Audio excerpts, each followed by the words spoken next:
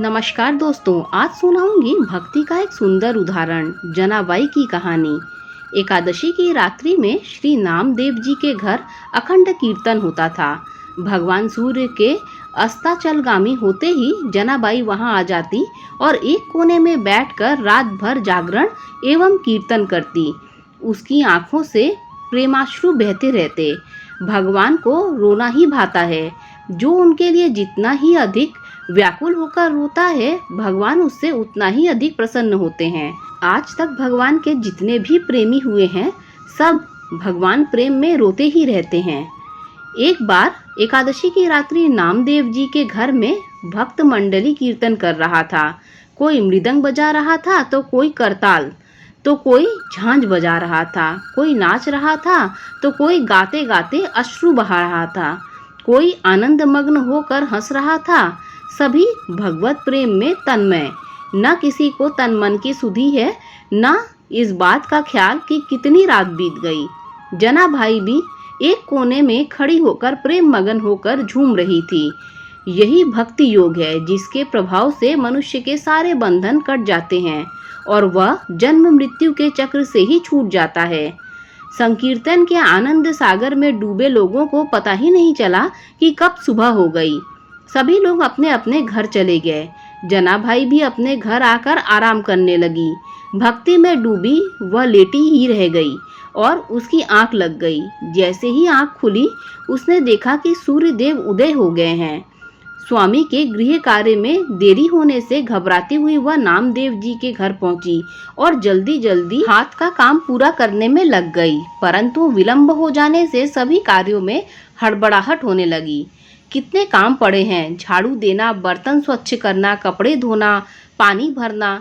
ऐसा सोचते हुए कपड़े धोने के लिए शीघ्र ही चंद्रभागा नदी के किनारे गई। वस्त्र पानी में डूबा भी नहीं पाई थी कि नामदेव जी का दूसरा काम याद आ गया और कपड़े छोड़कर भागती हुई नामदेव जी के घर की ओर चली। रास्ते में एक अपरिचित वृद्धा ने प्रेम से उसका आंचल पकड़कर कहा, कहाँ जा रही हो बेटी?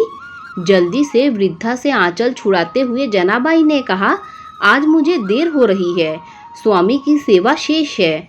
बुढ़िया ने प्रेम से कहा, चिंता ना कर बेटी, कपड़े मैं धो देती हूँ। जनाबाई को नामदेव जी के घर पहुँचने की शीघ्रता थी, पर न जाने क्यों बार बार उसका मन बुढ़िया को याद कर रहा था। जीवन में पहली बार उसे माँ की तरह स्नेह मिला था।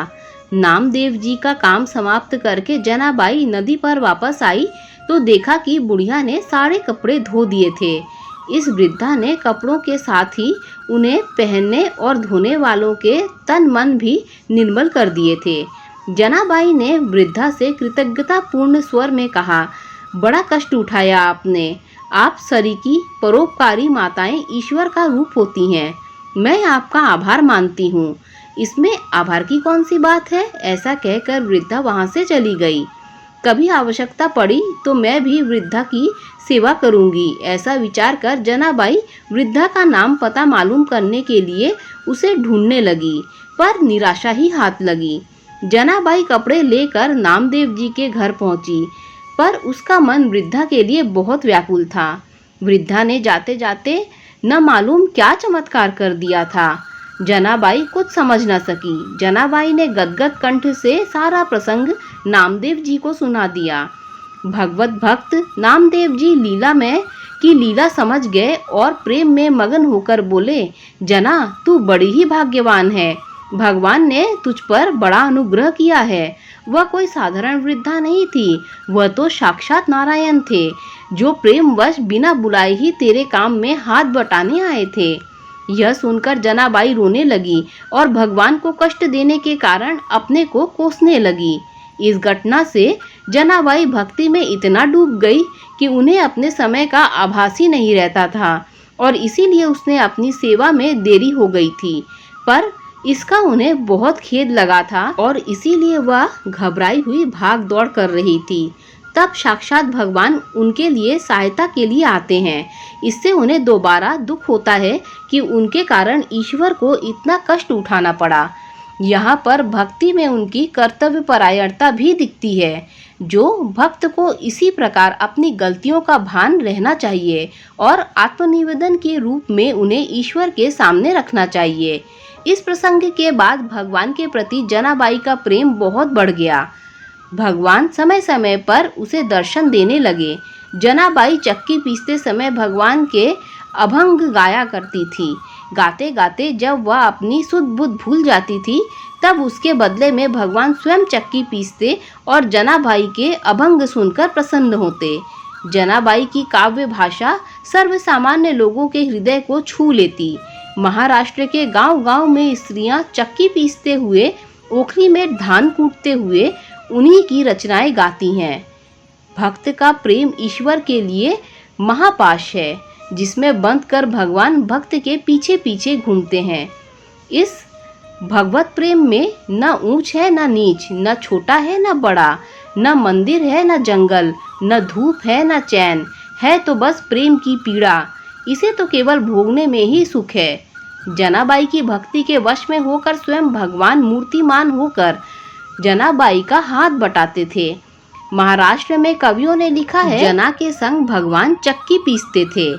भगवान विट्ठल नाथ के दरबार में जनाबाई का क्या स्थान है, यह इससे सिद्ध होता है कि नदी से पानी लाते समय, चक्की से आटा पीसते समय, घर में झाड़ू लगाते समय और कपड़े धोते समय भगवान स्वयं जनाबाई का हाथ बटाते थे।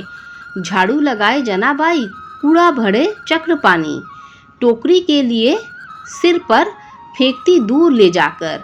ऐसे भक्ति में फंसा, नीच काम करने लगा। जनाबाई कहे, विट्ठल जी से कैसे चुकाऊं ऋण आपका। भावार्थ यह है कि भक्त जनाबाई झाड़ू लगाती है, परंतु श्री कृष्ण कूड़ा भरते हैं। वे ही अपने सिर पर टोकरी लेकर उसे कूड़े को दूर ले जाकर फेंक आते हैं। केवल भक्ति के भूखे श्री हरि भक्त के लिए निम्न स्तर के काम भी करने लगे। तब जनाबाई विट्ठल जी से कहती हैं, मैं आपका यह ऋण कैसे चुकाऊं।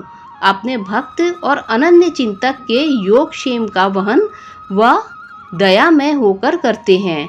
किसी दूसरे पर वह इसे कैसे छोड़ सकते हैं।